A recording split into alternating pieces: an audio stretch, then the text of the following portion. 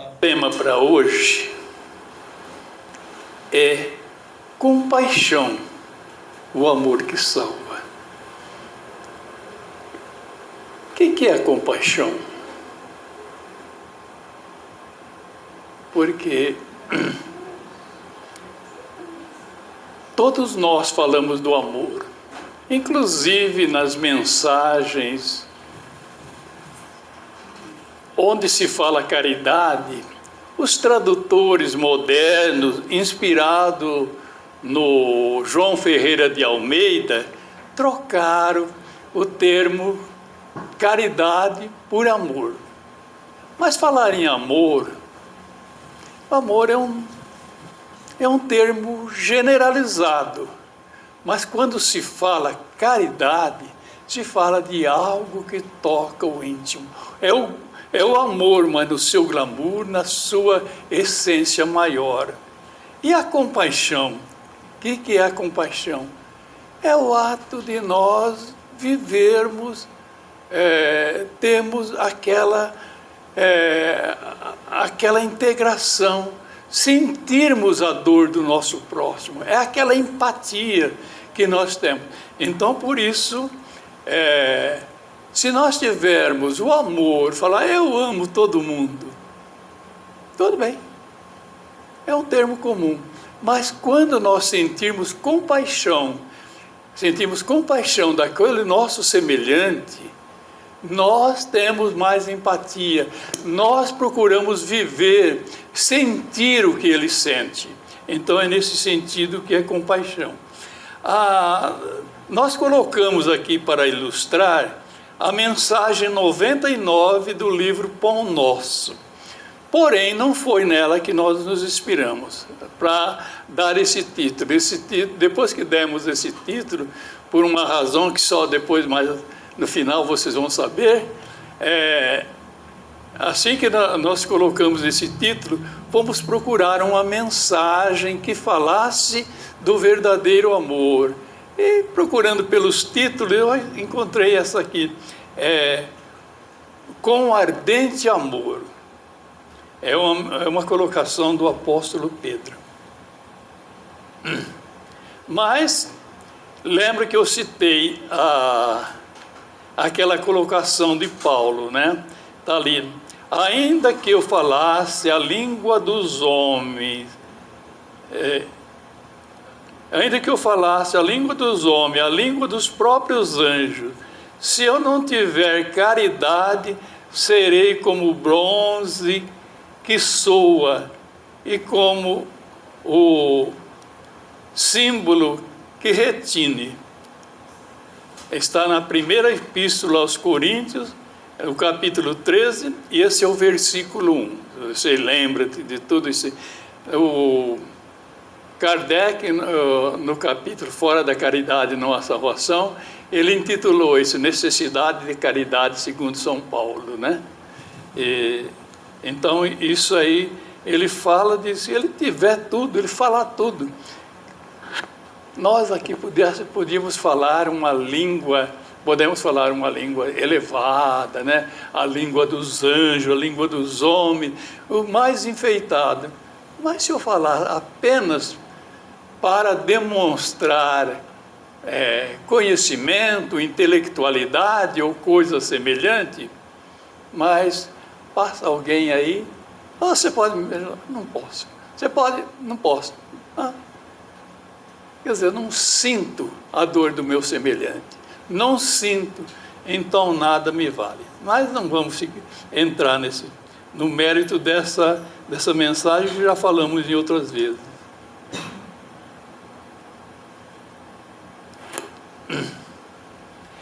Vamos estudar então o capítulo 99, ou a mensagem 99 do livro Pão Nosso. Vamos estudar rapidamente. Com ardente amor é o título da mensagem. Mas, sobretudo, tende ardente caridade uns para com os outros. Na primeira epístola de Pedro, capítulo 4, versículo 6. Vê que os apóstolos já falavam da ardente caridade. mas tende ardentes caridades um para com os outros. É lógico que ele se referia aí os membros do apostolado, mas ele se referia aos grupos, porque se nós estamos bem lembrados, o Pedro, o apóstolo Pedro, ele foi aquele que negou Jesus 3 vezes. Lembra aquilo que ele fala: por ti eu darei a própria vida. Pedro, Pedro, eu te afirmo que antes que o galo cante 2 vezes, 3 vezes me negarás. E se cumpriu. Depois ele chorou amargamente, né? Mas diferentemente do Judas, que viu o erro que ele cometeu, achando que Jesus ia dominar tudo, o Judas foi se pendurar no laço. Pedro não, arregaçou as mangas e foi trabalhar. Ele fundou a Casa do Caminho. Quem lê o livro Paulo e Estevão sabe bem o que é a Casa do Caminho, né? Que era uma casa na entrada de Jerusalém para receber os forasteiros, que eram bastante, que chegavam em Jerusalém, e para que eles tivessem ali, normalmente se andava a pé, tivesse água fresca para lavar os pés, né? Para lavar os pés, tivesse um lugar para repousar e tivesse pelo menos uma sopa para esquentar os seus estômagos, né? E ele faz esse trabalho, e esse trabalho ganha vulto, a ponto de acolher Estevão, né, que era antigo Jesus. Mas isso está no livro Paulo e Estevão. Quando vocês estudarem o livro Paulo e Estevão, vocês vão entender isso, né? Ele acolhe Gesiel, que não podia usar mais aquele nome Gesiel, porque ele tinha sido salvo, dado uma febre muito forte que ele contraiu na galera do navio, que ele era condenado a morrer nas galeras do navio, mas como ele trata Serapião Paulo, e faz ele curar. Boa noite. Boa noite. Esteja à vontade.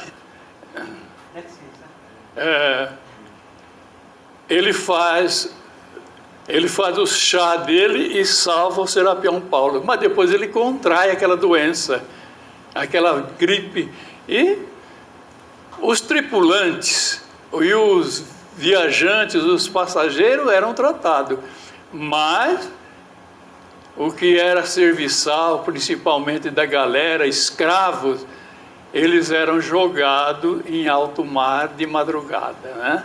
Porque eles não tinham cura, e para não contaminar a tripulação, os passageiros, ele era jogado em alto mar. Mas Serapião Paulo ficou com dó de jogar Gesiel, que foi com tanto amor, tanto carinho, que cuidou dele. Então pede o comandante do navio, assina um documento como jogou ele no mar, mas solta ele de madrugada lá no porto de Jope. Inspiração, né? Gesiel é solto no porto de Jope, e ainda levavam alguns trocados que o Serapião Paulo arrumou para ele, para que ele se virasse até achar um lugar.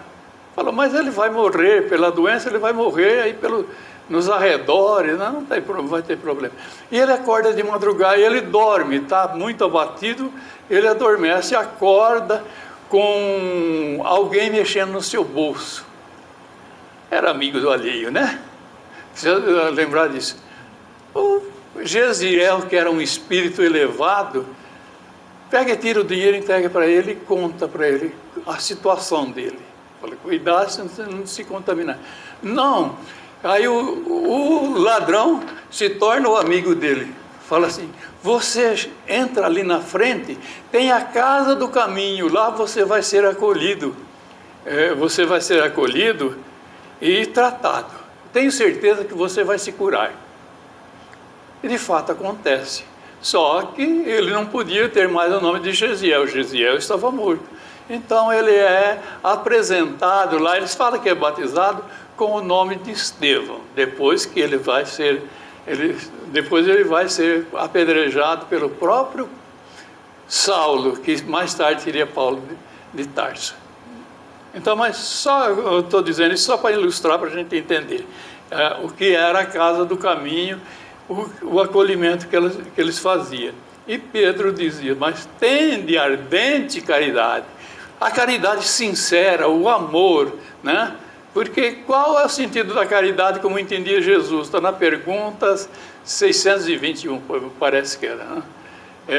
Se alguém lembrar o número da pergunta, eu não sou ruim para guardar o número de perguntas. Kardec pergunta aos espíritos, e os espíritos responderam para Kardec. Fez um resumo em 3 aspectos: benevolência para com todos, indulgência para com as faltas alheias, perdão das ofensas. Esse é o verdadeiro sentido. Se nós formos, então, para sermos caridosos, termos ardente caridade, precisamos ser benevolentes, conversar com benevolência, dar atenção, ser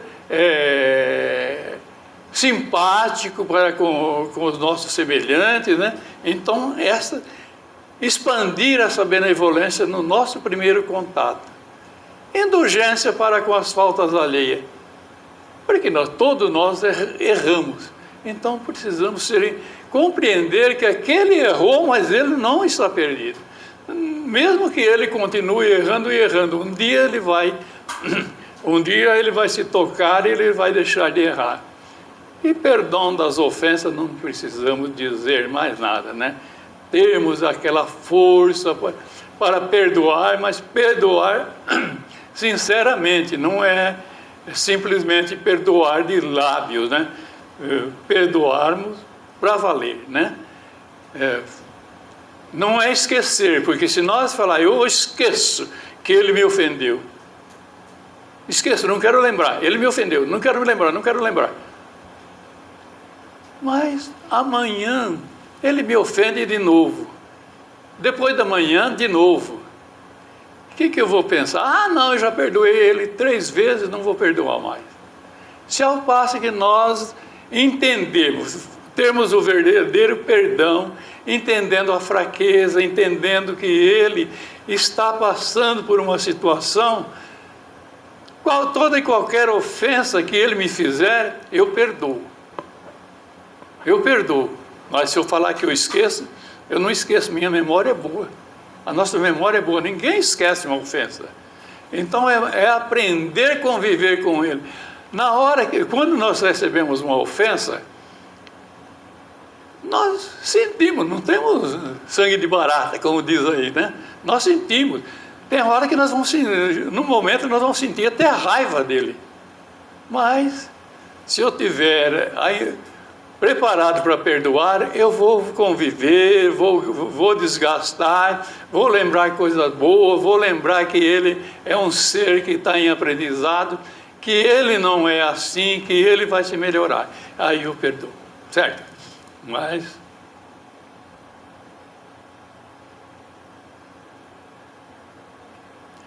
o importante, é importante ressaltar, Pedro salienta a ardente caridade que se deve exercer entre os companheiros da mesma comunidade.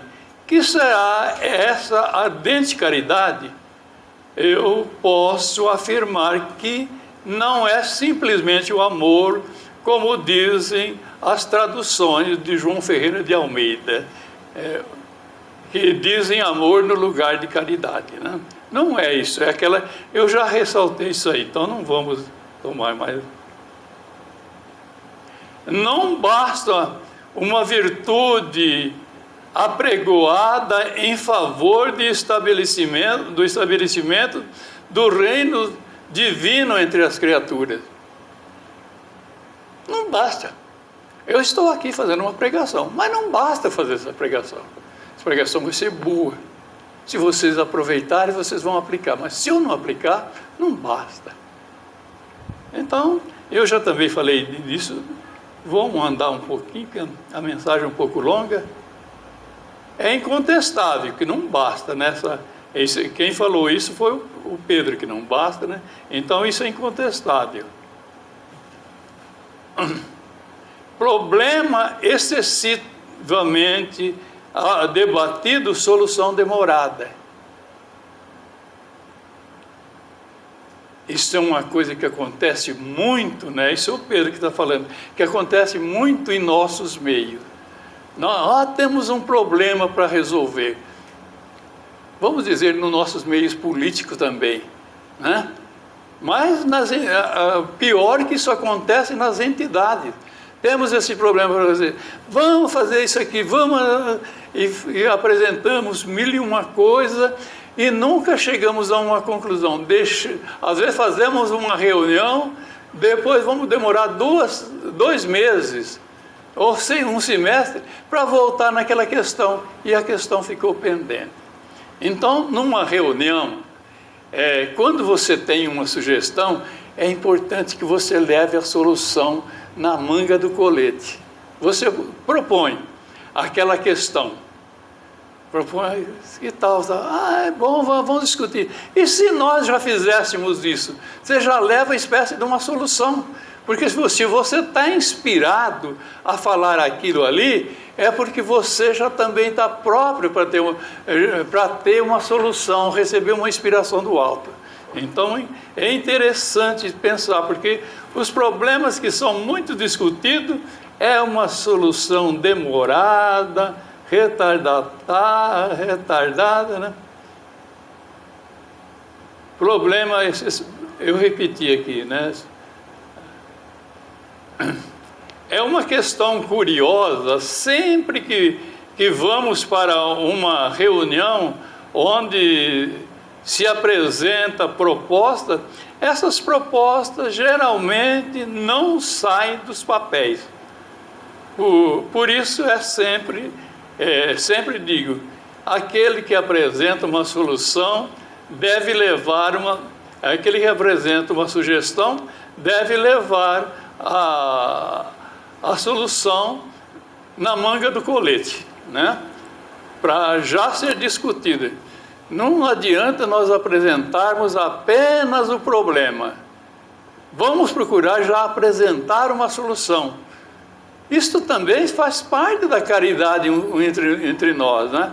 Se a gente eu jogo uma coisa para você decidir, mas não tenho nenhuma ideia, fica o dito pelo não dito. Ouçamos individualmente o aviso apostólico. Enchamo-nos de ardente caridade um para com os outros. Caridade é amor no seu ágape, no seu glamour, né? Então, ouçamos. Lembremos que a caridade consiste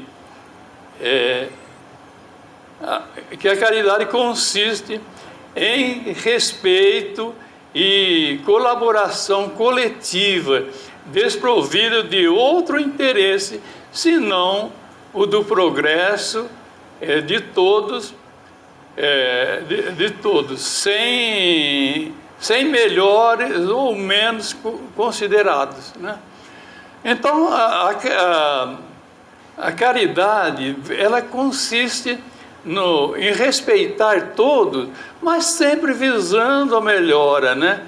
O interesse, se não o progresso de todos, sem ser dos melhores ou sem ser dos mais considerados, desejando o progresso de todos, porque todos nós, perante Deus, nós temos os mesmos direitos e somos vistos como filhos.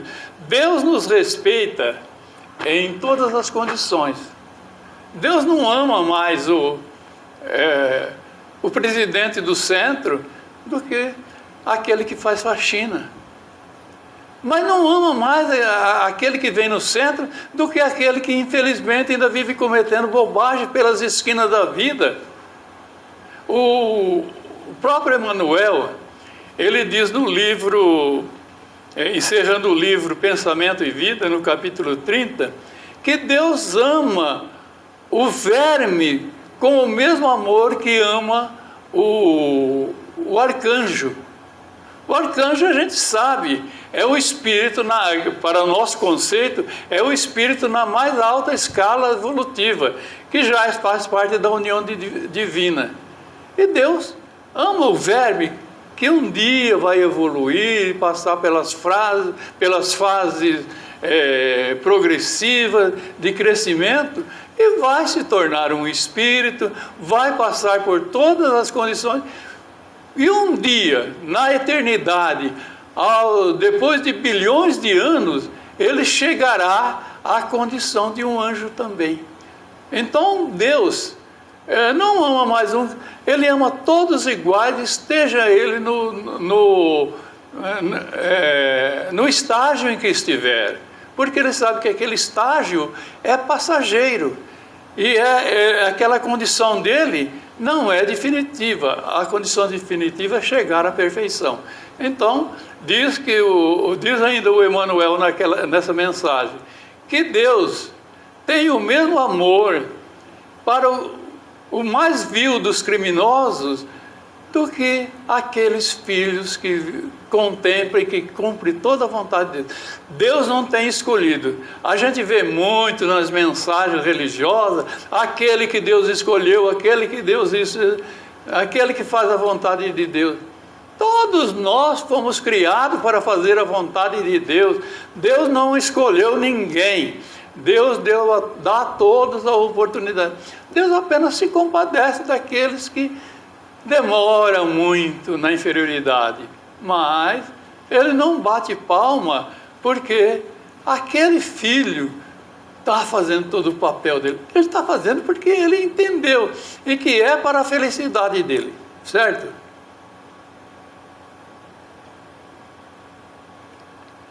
Bem falar, ensinar com acerto e crer sinceramente são fases primárias do serviço imprescindível. Trabalhar, fazer e sentir com o Cristo. Então, bem falar,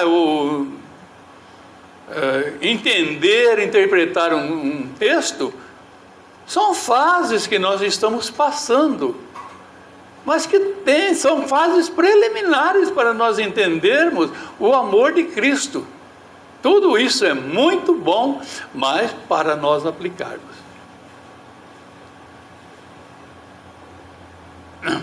Eis a razão e a forma mais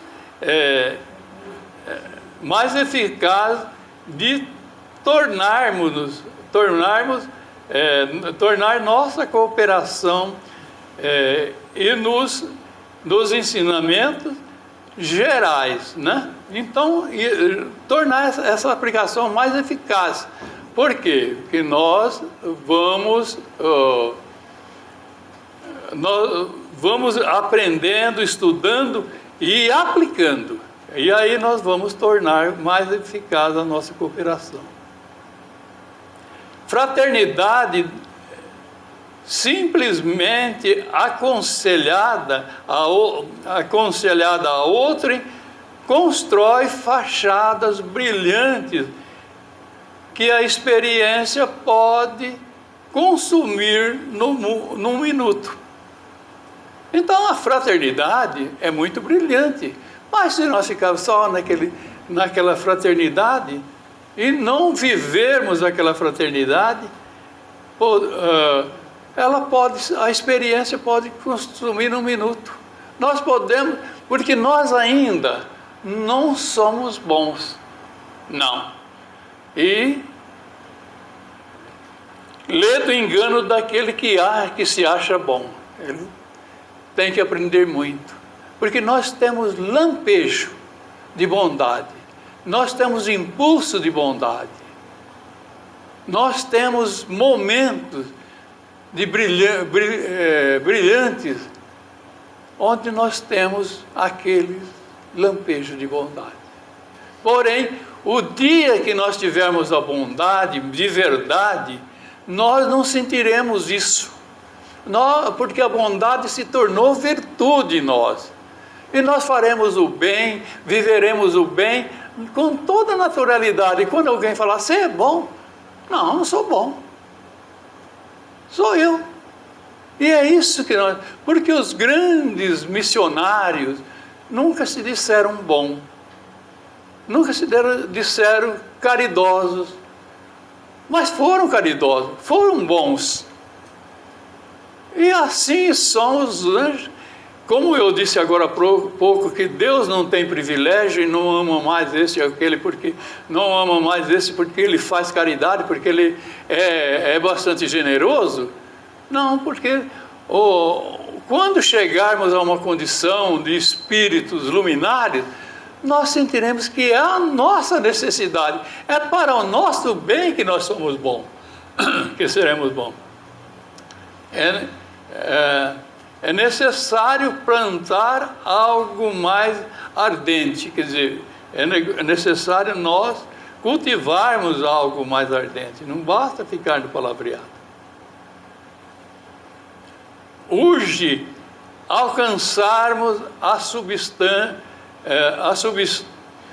urge alcançarmos a substância, a essência. Então é urgente nós alcançarmos essa substância, alcançarmos essa essência do amor. Essência do amor. Não é porque nós falamos que eu aceito Cristo que eu já estou que eu já estou salvo, como nós cantamos aí pelas praças, pelas ruas da cidade. Não. Sejamos compreensivos para com os ignorantes, vigilante para com os transviados, na maldade e nas trevas, paciente para com os enfermiços, serenos para com os irritados e, sobretudo, aqui sobretudo, né, sobretudo amoroso, né?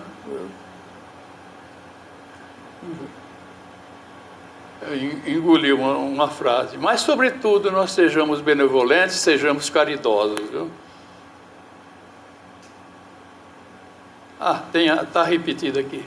Sejamos compreensivos para com os ignorantes, vigilantes para com os transviados na maldade e nas trevas, paciente para com os enfermiços, sereno para com os irritados e, sobretudo, que o Mestre sobre todos aqueles que o Mestre nos confiou para os ensinamentos de cada dia. Quem são aqueles que o Mestre nos confiou para toda a vida? São os nossos companheiros de jornada em todos os setores, a começar pelo nosso lar. Quem que o Mestre nos confiou? Nos confiou uma esposa, um esposo, né? Nos confiou os filhos, nos confiará mais tarde, ou já no meu caso, já nos confiou os netos, confiou... E em todos os lugares em que a gente for atuar, Jesus está confiando alguém para os quais eu tenho que ter paciência, ter todas essas qualidades para com ele. Porque sempre haverá aquele que está à minha frente, em quem eu vou me espelhar, mas haverá aqueles que estarão na minha retaguarda, que estarão seguindo meus passos. Daí a gente pensar a responsabilidade de sermos bons, né? De sermos bons porque alguém está imitando. E se nós não formos bons, nós seremos responsáveis por aqueles que seguiram nossos exemplos e caíram, né? Aqueles que o Mestre nos confiou, deixa eu apelar um pouquinho para o meu... Aquele que o Mestre nos confiou para os ensinamentos de cada dia, a serenidade, o amor, demonstração das convenções nas tarefas que se está propondo e executando, e ainda mais quando está atestada pela bondade desinteressada, vivendo na essência o ensinamento de Jesus. Então nós precisamos viver isso, nós que estamos, que temos sempre alguém vendo os nossos exemplos, partirmos para isso, né? Raciocínio pronto, habilitado a agir com desenvoltura na terra, pode constituir patrimônio valioso. Entretanto, se lhe falta o coração para sentir os problemas, conduzi-los e resolvê-los no bem comum, é suscetível de converter-se facilmente em máquina de calcular.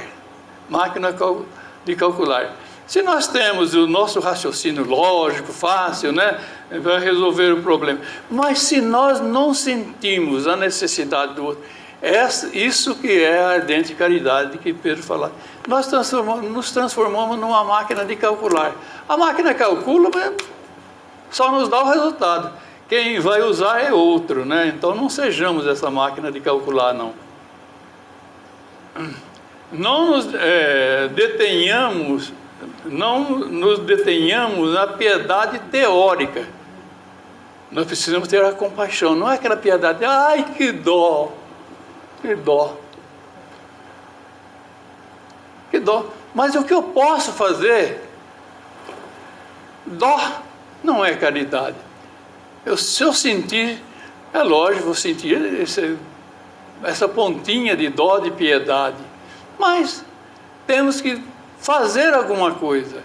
Senão eu estou vendo vendo o espetáculo do sofrimento dos outros. É necessária a caridade ativa e prática.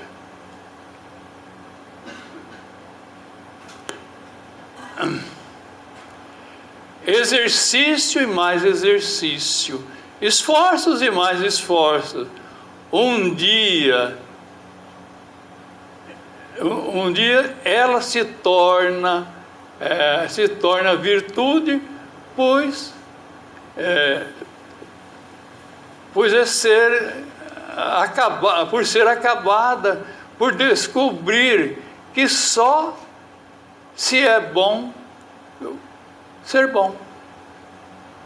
O quanto é bom por descobrir o que é que só é bom ser bom. Outra coisa não leva a nada. Então nós temos que descobrir que é bom ser bom. A caridade celeste não somente espalha benefício, irradia também a divina luz.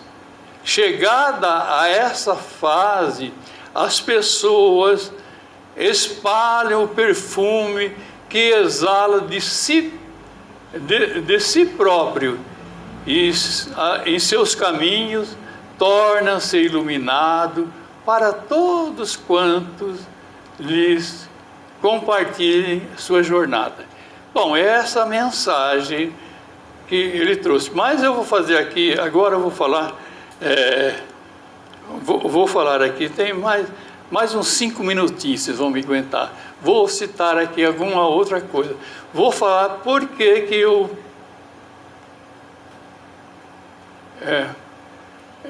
essa observação paralela. Conta-se que Madre Teresa de Calcutá se tornou a bandeira viva da caridade, pois um dia dá água na boca de um dos agonizantes de um dos muitos agonizantes que morrem todos os dias nas ruas das misérias da Índia, né? E depois ela coloca ele nos braços, e as últimas palavras do moribundo é de agradecimento por ter alguém uma vez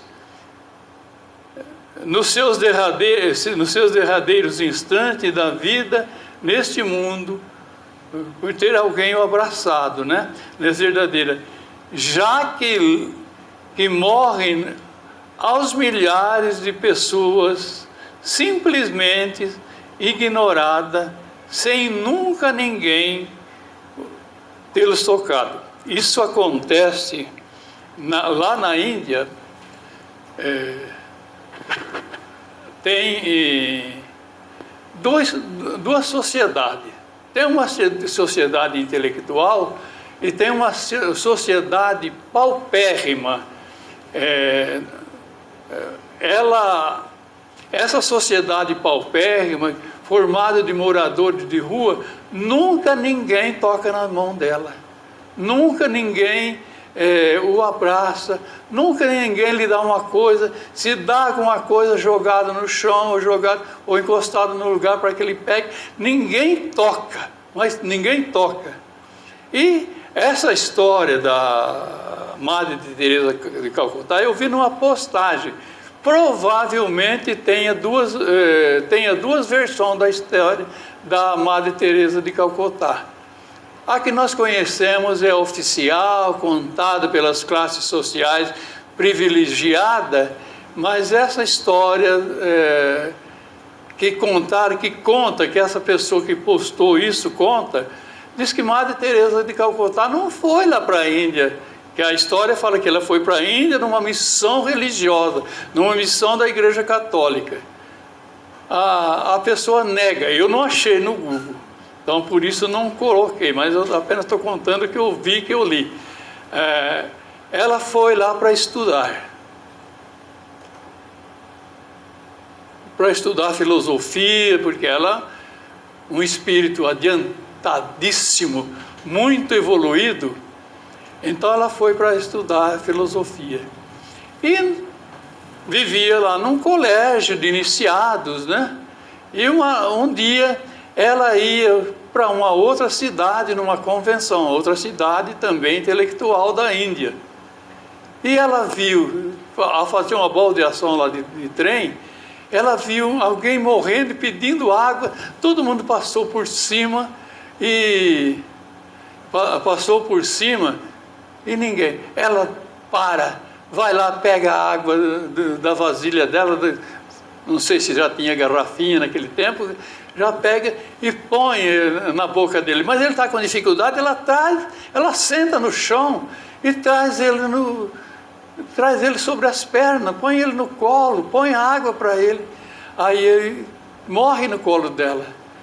Aí o trem para esperar ver aquele gesto que indiano nenhum tinha feito até aquela época. E o trem para esperar ela. Desse dia em diante, ela resolve deixar toda a filosofia, todo o seguimento, para seguir e fazer a verdadeira caridade, viver o verdadeiro amor, aquela vida exemplar que nós conhecemos. Por isso eu coloquei, compaixão é o amor, né? É o amor que salva. Foi essa a razão. Eu quero dizer só mais outra coisinha, gente, mas é rápido, é só uma informação. Isso aqui é repetindo a mesma coisa, então eu acho que já se tornou claro.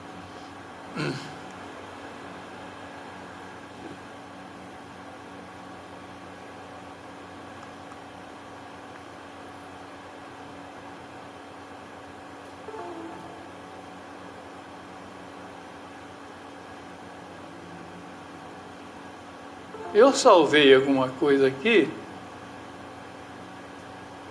e não saiu aqui. Então, eu vou falar lendo aqui, uma coisa curiosa, né, que nós temos. Eu achei que estava salvo aí, mas não está. Mas eu quero passar isso para vocês.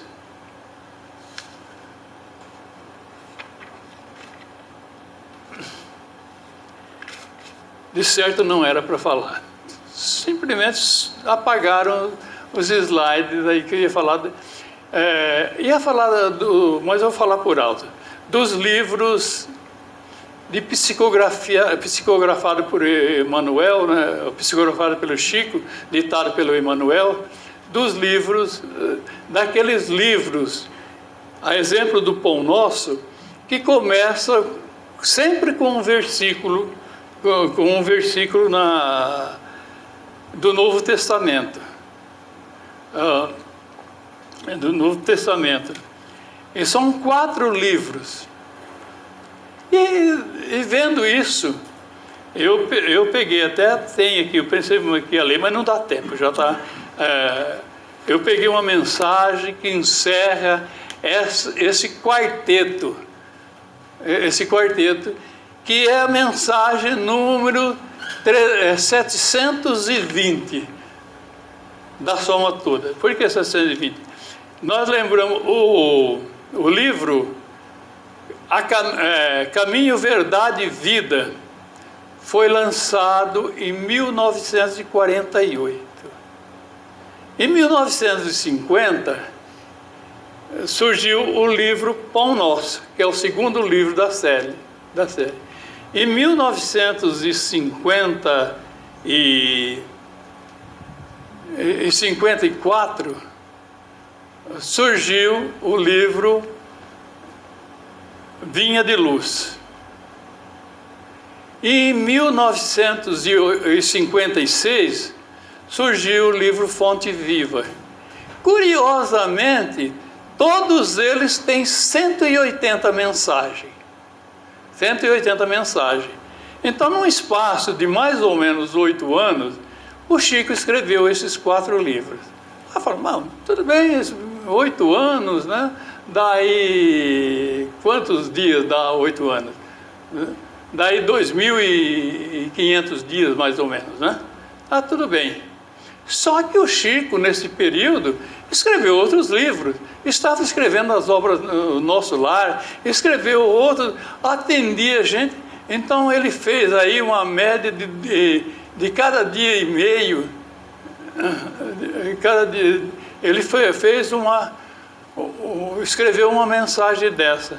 Então é um livro que é muito importante da gente estudar, são esses livros, porque esses livros não têm apenas uma beleza de interpretação, uma referência aos evangelhos, uma referência aos ensinamentos. Ele tem tudo que ele vai buscar nas entrelinhas de cada versículo. Você vê, aí eu tirei um versículo, né? De cada versículo ele tira um ensinamento que estão nas entrelinhas. Então, gente, quem não tem esses livros, é bom ter. Começa do livro Caminho, Verdade e Vida, depois vai o livro Pão Nosso, e vai estudar todas essas reflexões que o Emmanuel faz. Então, a minha proposta nesse ano 2024 é fazer uma campanha para que nós leiamos mais esse livro.